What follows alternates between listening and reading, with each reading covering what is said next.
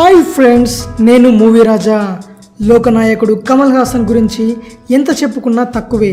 నటనలో తనకు సాటి ఎవరూ లేరని నిరూపించుకున్న ఈయన ఇప్పటి వరకు ఎన్నో వేషాలు ధరించి ప్రపంచవ్యాప్తంగా ఉన్న నటీనటుల్ని ఆశ్చర్యపరిచారు.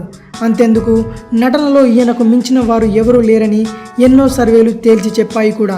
అలాంటి నటుడి తర్వాత ఎన్టీఆర్ ఓ విషయంలో రెండో స్థానాన్ని కైవసం చేసుకున్నాడంటే నిజంగా టాలీవుడ్కి గర్వించదగిన విషయమే.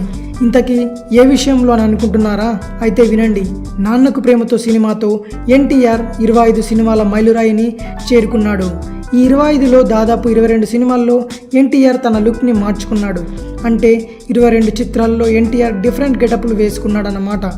ఇప్పటి వరకు టాలీవుడ్లో ఏ ఇతర హీరో ఈ విన్యాసాన్ని చేయలేదు. దక్షిణాదిలో కేవలం కమల్ హాసన్ అన్ని లుక్స్ని మార్చగా తెలుగులో ఎన్టీఆర్ మాత్రమే అది చేయగలిగాడు.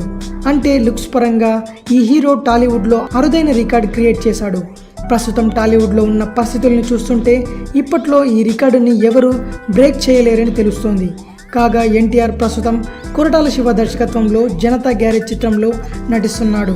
ఫిబ్రవరి 22వ తేదీన ప్రారంభమైన ఈ సినిమాలో ఎన్టీఆర్ మరో కొత్త గెటప్లో కనిపించబోతున్నాడని సమాచారం.